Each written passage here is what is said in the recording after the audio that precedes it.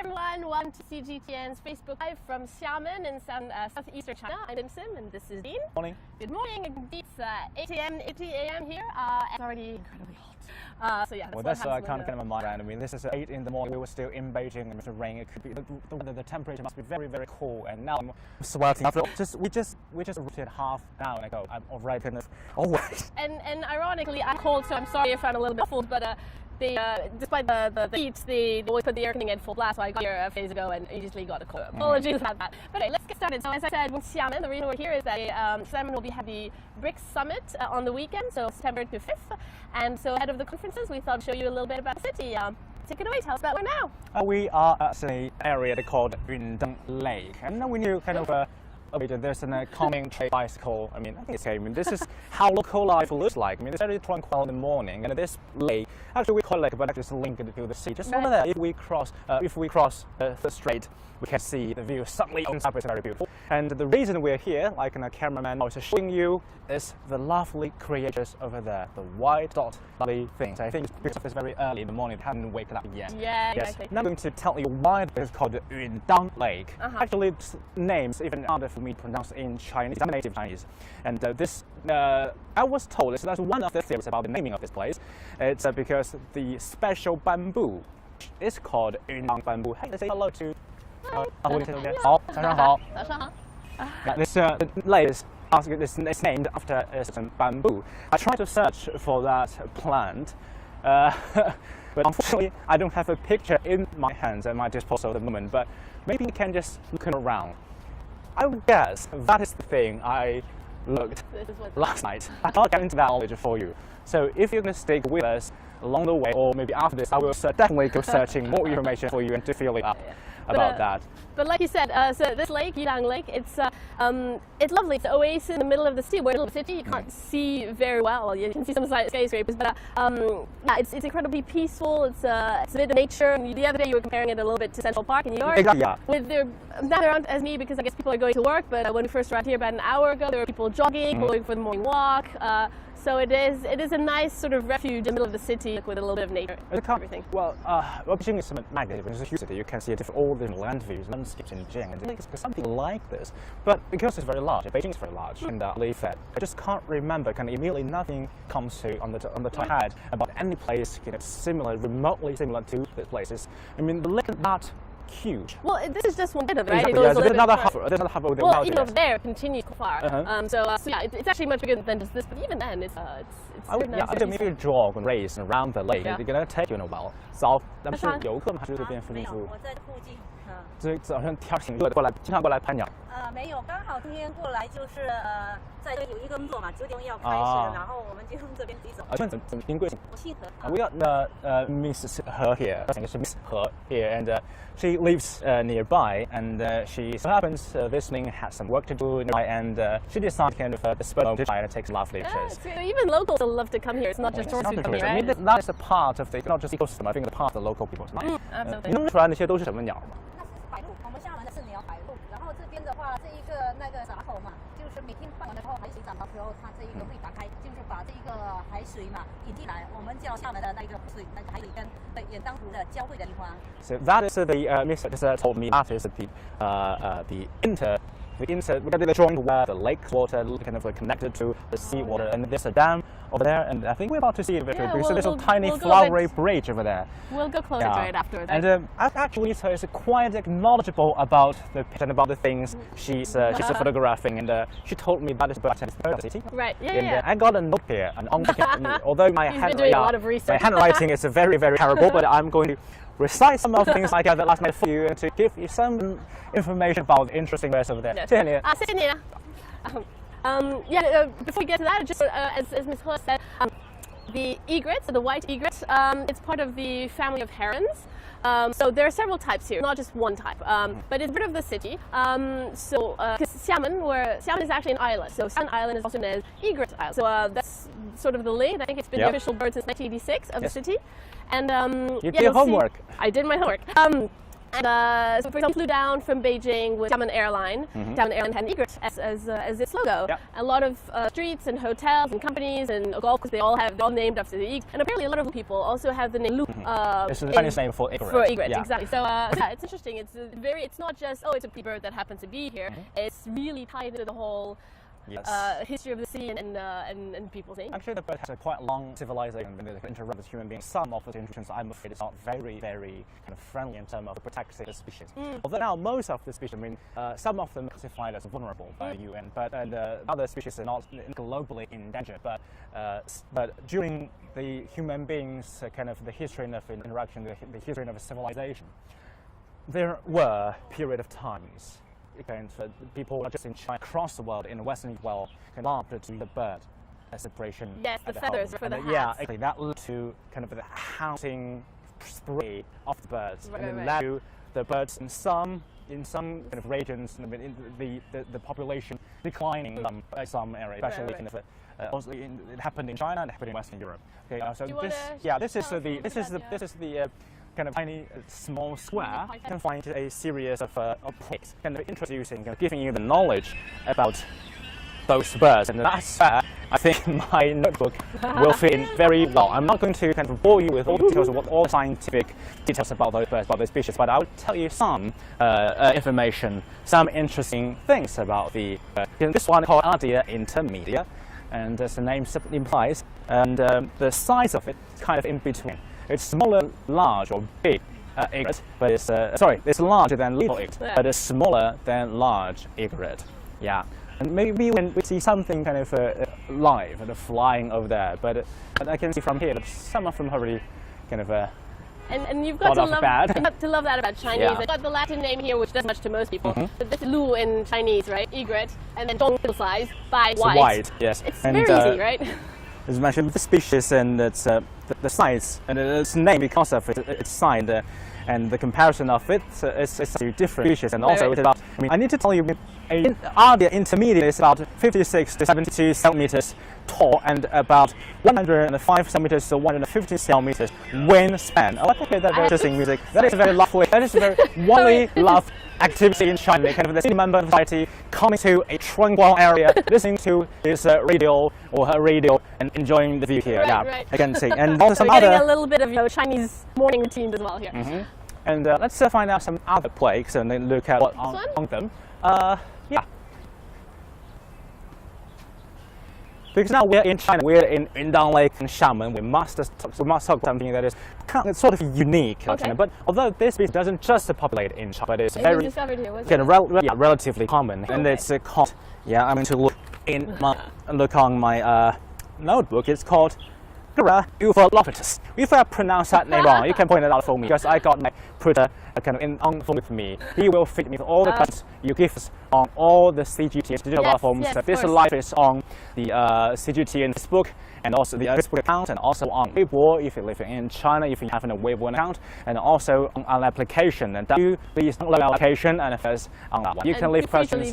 Comments, questions, anything. Yeah, you can leave your questions on the comment section, and me and Sim will try to we can definitely get your answer, but you need to answer it correct. Okay, so let's go back to the this one actually has another name. It's also known as Chinese egret. That's why we call it Bai Lu Tang. It's a very famous Chinese ancient dynasty in the thriving era in old times. And about its appearance, so on average, this bird is about 68 centimeters in height, and its plumage is white throughout the bird's life. And out of the breeding season, the beak is dusky, with the basal portion being flesh-colored.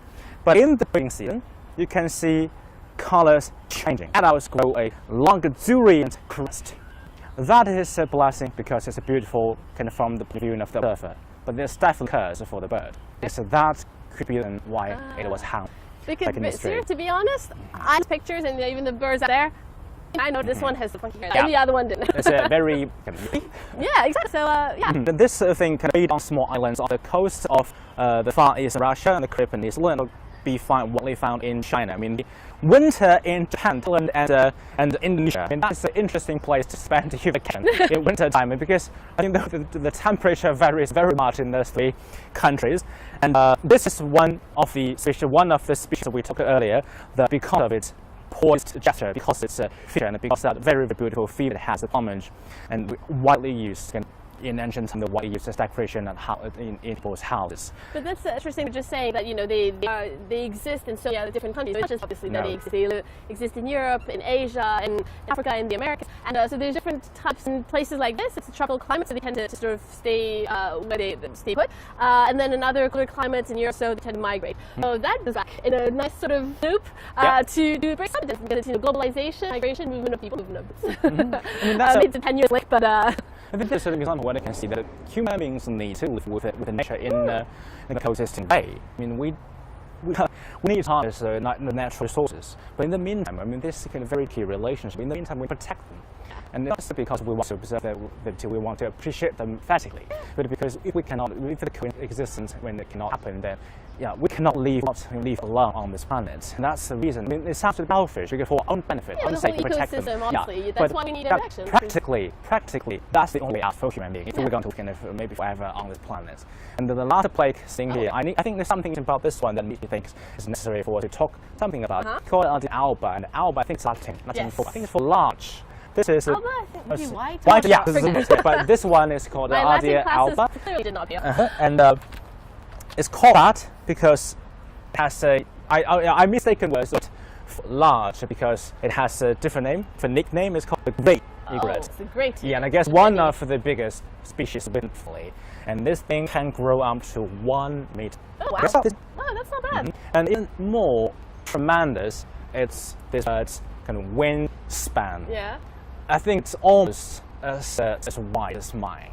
Wow. It has up to 170 centimeters wingspan. Not bad. I can definitely give it a very, very, very big hug. Yeah, and it can do a very big hug too. No, I don't know. I love that. Well, here this is interesting because, you know, you're talking about, you know, preserving species and that. So this is one thing, because obviously salmon loves its birds and wants to protect them. And apparently there was quite a bit of net fishing before. And if they don't have any fish, they can't eat. They have nothing to eat, and they'll die after. They might leave. So Xiamen put up these bears a few years ago to prevent this type of net fishing, to keep birds here, preserve birds. And apparently since early this year, there's even a 24-hour security guard in the park, just to make sure that nobody tries to harm this bird or fish illegally. Because we're saying, you know, what do these birds feed on? Well, apparently, I think the common sense that you know for certain that this fish, and if we are lucky enough, I think they're over there. We can have an emergency. Try to zoom in to catch an active creature who probably going to make into the dishes for those birds anytime soon. But at the moment, I think they kind of they live together peacefully. Maybe they already had their breakfast, so that'll be lunch. Yes. So, at the beginning of his life, we thought those birds were sleeping, probably have some break after breakfast, and they eaten quite well. And apart from fish, other things that other creatures that might make to the diet include, well, believe it or not, frog. Frog. Yeah, some of us eat frog. Okay. Also the I got it in my notes. The crustacean. Actually, this is a very famous Chinese dictum. It's about the story of an egret trying to hunt crustacean. I think the shell, the clam, right? The clam. Yeah. And because the clam has very strong muscle within it and can clamp down the moment it senses danger. So the beak of the egret kind of stuck caught in between the shell of the clam. While the bird trying to kind of nail down, with a nail-like beak to nail its food, the potato food down. And then the clam would kind of to get rid of this predator. They kind of so devoted, so engaging with each other. They ignored everything in the background, and they just guess what happened to them.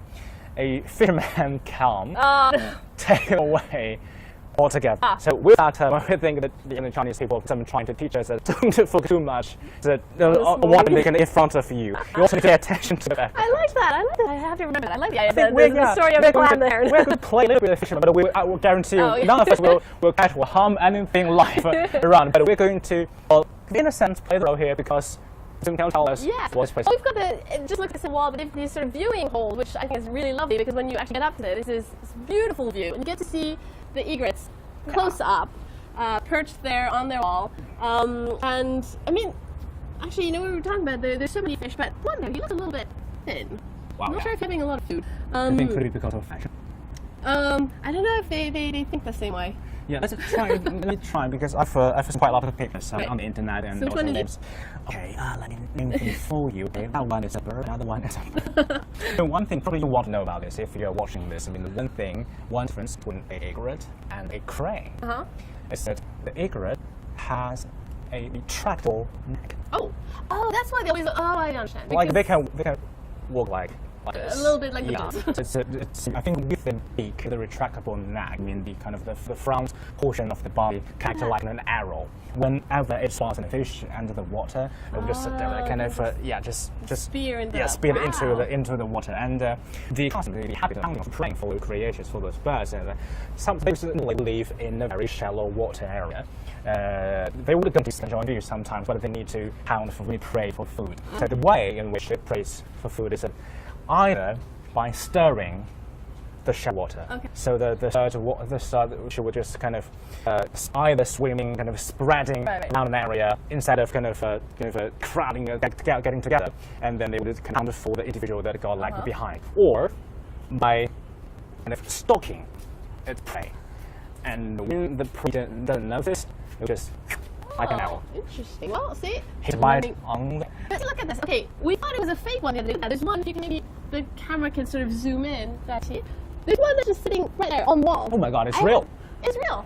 Because the other day we saw a few like this, and we thought they were fake. It was just decoration, but it just seems so incredibly uncomfortable. Well, can you imagine any reason the one that would like to kind of squeeze itself in very, very narrow space? It's looking for shade, just like humans, because the others are kind of in the sun. So I'm guessing he's looking for shade.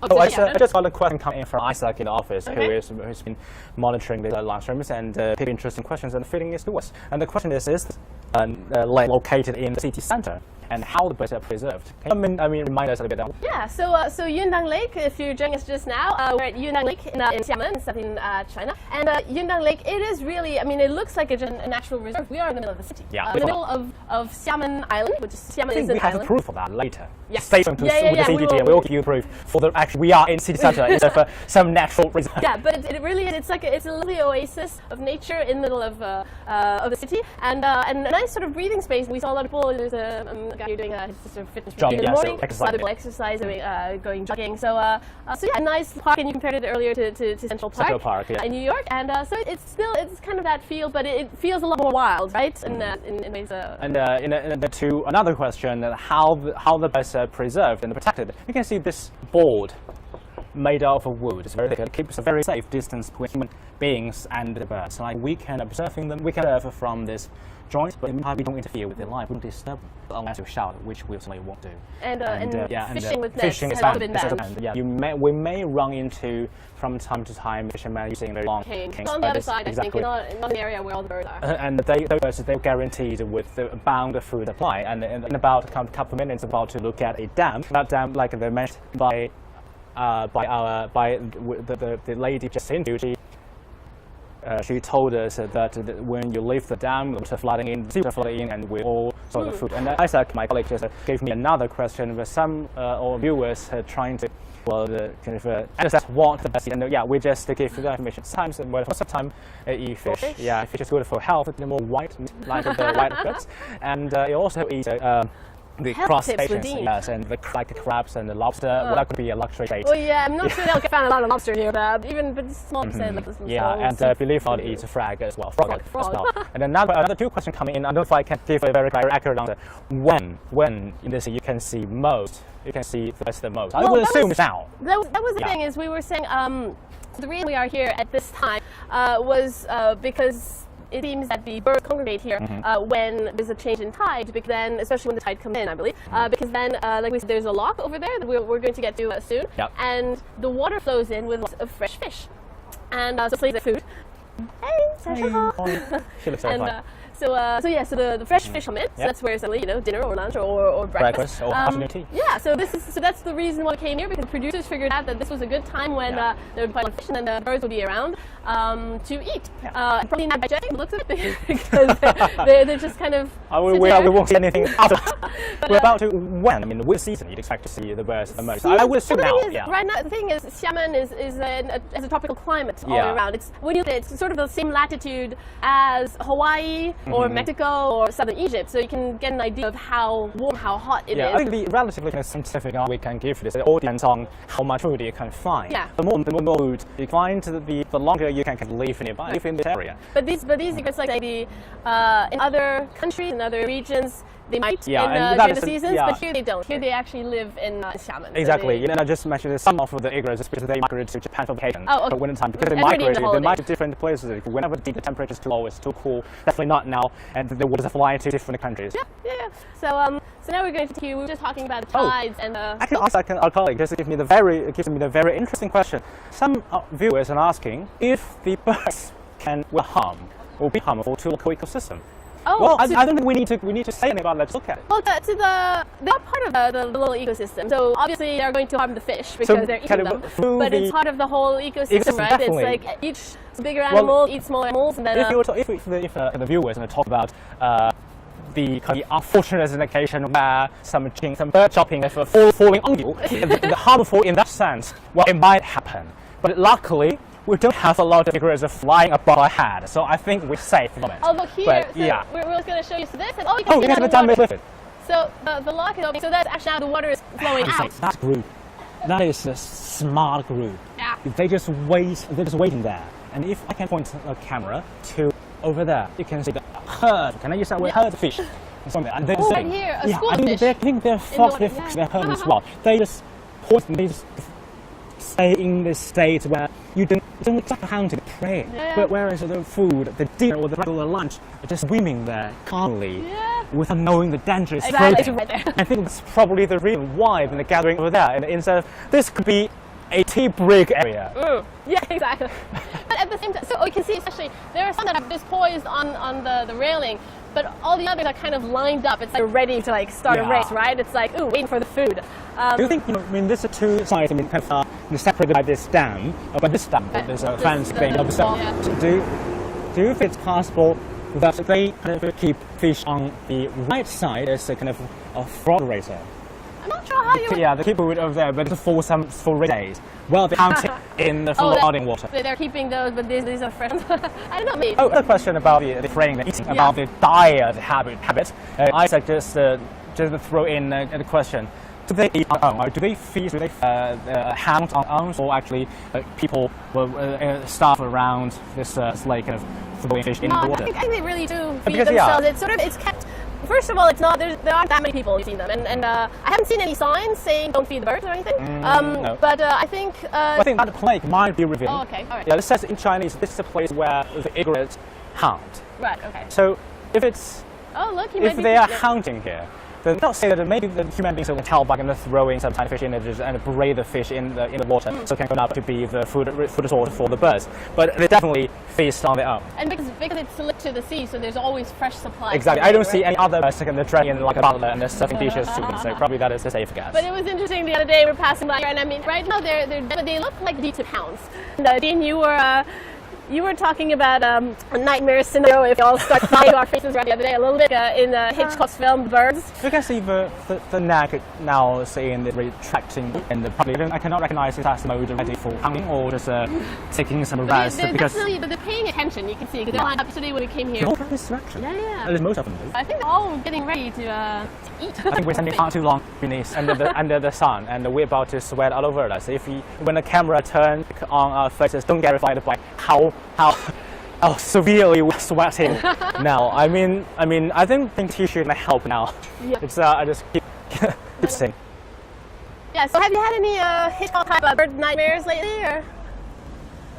Well, I'd like to just ask another question. Oh, okay. I start to hate Isaac now because so many interesting questions. No, I'm just kidding. Please keep sending more questions about this. We'd like to interact more. If you just tune in, this is live, CGTN live with Xiamen with us and Yundang in Xiamen, the host city for the upcoming Egret summit. And now we're taking opportunities to kind of take a few days off ahead of the meeting. So we are paying a visit to a very famous local tourist attraction. It's called Bailu, which is famous for a colony, some kind of colony for egrets, big birds and wild birds. Now we're just passing by the area where the birds are hunting, and we're about to move to show you more about this area. And you can see, some birds are still dotting over there, but not a great number. So, we were showing the birds and everything, but going back to Yundang Lake, if you now look around, you can see the skyscrapers over there, and it's a great, great view of city mixing with nature, and it's I think that's very important. I mean, that's the lovely thing about Xiamen is that it's a very livable city. But now, especially in China, cities are growing so big. But China has been making a lot of effort to preserve the environment, to have more greener projects also in cities. Right? There's been what was it? There's an Italian architect who has set up this in Nanjing, these tree-covered buildings, which is just a fantastic project. It looks very futuristic when you see the design. And I think they tried to work on another place in Liuzhou, where by 2020 they have an entire city that they all covered in trees and plants, and with electric cars and everything to really preserve the environment, because now it's becoming more and more of a problem. Yes. Sorry for interrupting. I just got another question about the birds. Okay. Apparently they're big of sun than any of us. Question is, do they have some kind of management here? I think that there is a management to ensure the ecosystem in its normal condition for the birds. But because no one, I don't think anyone tries to harm those birds. But maybe they could hurt themselves while hunting. But because the ecosystem here is very nice, it's well protected. So I think, although there could be, because we don't see any, but there could be human assistance to the birds when they are in need. But the point of setting a kind of inside the city and an natural ecosystem is so that we can leave the birds alone while we coexist in the city without interfering very much with each other. Right. From time to time, very often human observers, the bird lovers, aficionados, they will come to this place to take pictures and be proud of the pictures they take. They're showing off us. But still, with that board, there's a wooden board we just saw over there. I think that is not just some physical existence that helps people to kind of stay safely distant away from birds without disrupting their lives, but also it serves as a symbol. That is a symbol where we, as human beings, we've learned a lesson. We know that that's a way to protect birds, not to come to the exit whenever they are in need, like they're hurt while hunting. Like if there were lions and if there were snakes living in this area, and if they were hunting the birds, I think probably we need to leave them alone. By helping, I think, assisting the birds, we don't mean that we come to the aid all the time. I think for most of the time, it means we should leave them alone. We should leave the habitats, we should leave the territory alone. We should stay away from that. Let the natural take its course. So, to answer the question, if we have management, if we have kind of human other supervisors or security guards here, well, at the moment we don't see any, but I think that is the point. Yeah, and I mean, again, so we were just sort of like looking around at, we were looking at the birds because we were close to them, but if we look around now, so we see the city of Xiamen, and it's actually, today it looks a little bit hazy, but it's one of the least polluted cities in actually, China, you right? mentioned that, you mean the latest report, because the Chinese Ministry of Environmental Protection has a monthly report. The data they collect is based on it's based on the data and information collected from 74 cities, if I remember correctly. And Xiamen ranks the second in last month ranking, which means in China, Xiamen, in big China cities, Xiamen is the second best environment. And it's like, and I think it's also places like this. I mean, this obviously alone is not the only thing that combats air pollution. But I think these kinds of projects, because there are a lot more green projects now everywhere. Briggs also trying to help that and is implementing a lot of green projects and environment and sustainability projects, and I think that's very important so that we can try and counter the pollution problem. And here in China, obviously pollution is a huge problem. In India as well, that's another BRICS country. BRICS, you're not familiar with it, is Brazil, Russia, India, China, and South Africa. So we are just one last. Sorry, the last question about egret, about the birds. And for Isaac, I'm just asking what kind of requirements for the water body the egret lives by. When I can say, I mean, if those birds over there, they're not just white dots from this position. If those birds quite happy live here. I think that's a proof that the water body here, the ecosystem, is clean enough for them to play. And just imagine the wildlife. The reason that they call it wildlife is because they live in places that's kind of disconnected to human activities. And without industrial impact, without human manufacturing and factories affecting the ecosystem, the natural nature, they will live the same way they did in hundreds, maybe centuries, maybe billions of years ago. So it's a transformation of a human being into a highly intellectual creature. That has a huge influence. For most of the time, I have to say, the negative influence, impact on the ecosystem that change the way in which those birds live. So, to answer this question, do they have any specific requirements for environment they live in? Of course, they cannot make that statement on their own. But the way they make that statement is will leave. They will disappear. They will vanish. They will extinct. Yeah. I mean, that if it's not a warning, I don't know what is. So I'm more than happy to see what I'm seeing today. Yeah. The water body with the birds. The fish jumping out of the water. Yeah, that is the natural beauty you want to. Maybe you don't have quite a lot in the cities, but look at the us. Now you're looking at the water body and the birds housing, but actually on the right hand of it is a road. Oh yeah, yeah, crossroad and the vehicles passing by, and that shows, if anything else, that shows human beings can coexist with the birds, with wild beings peacefully. I mean, it's only a fence, not very. You can just stamp a iron-made fence on the on right hand, separating the road from this lake district. So that's the only thing that separates human civilization and the natural state, natural region. So you see, although the one thing I can say is Yundang Lake used to be polluted severely. 20 or 30 years ago, this lake is surrounded by factories and also surrounded by and population increasing very rapidly. That put huge strain on the lake. Right. And then the local government realized, okay, this could not last.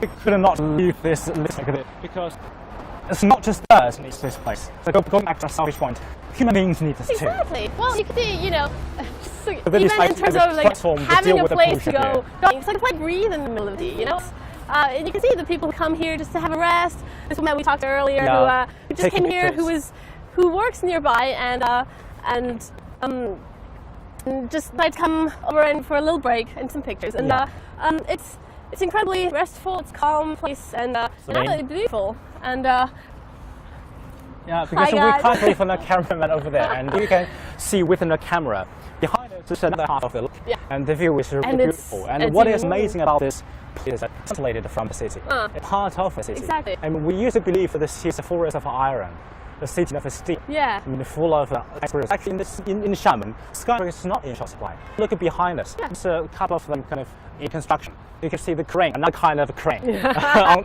top of the building. But also, it oversees this lake. Although it's not huge, but it's a success. I mean, this is the city we like to live in. I mean, we have to admit that urbanization is the way to leave more people out of poverty, to give them a better life. And that's why leaders they here. They want a prosperous life because British country is still developing countries. They need urbanization, they need industrialization to help them to grow. Not at the detriment of environment and keeping the beauty of nature and our life and everything. And striking a balance is very difficult. Definitely. I mean, it's not very easy task to achieve. That's why we need somebody to work out a plan to deal with these issues. But what we have at the moment, what we have in hand, which very treacherous, is that we have almost 200 years of industrialization of experience. We learn our lessons of experience so that we don't make mistakes anymore. We don't develop concept of the environment. So I think this wraps it up nicely. It's a very nice summary and brings us back to Bricks, which will be happening over the weekend, as we said, September 3rd, 5th. So starting on Sunday until Tuesday. Yep. We'll be covering that too. So please remember to stay tuned to CGTN on all our social media. We'll be covering it. We'll be having a lot more lives. So you can follow us on Twitter, on Facebook, on YouTube, on the app, on Weibo. So please do stay tuned. And thanks for watching today. Thank you for your company. Yeah, thank you for your time. If you have more questions about egrets and part we saw today, just leave that on any of these platforms. We'll try to get you as soon as possible with a more accurate answer than some of the we provided you today. Accurate. Okay, thank you. See you next time. Bye guys.